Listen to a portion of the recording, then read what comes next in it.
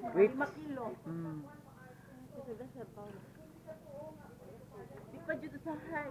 Alam mo, tabangan ko ko anila.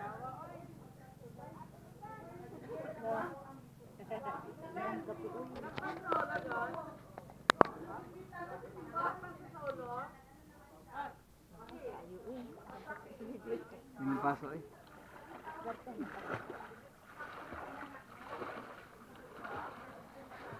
Nakikita sa buhok.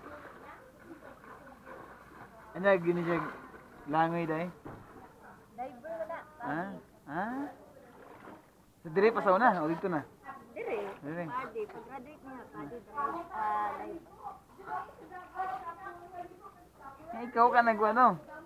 Talawan jud ko. Sa pool ra ko nagkuan nagtuon og ana.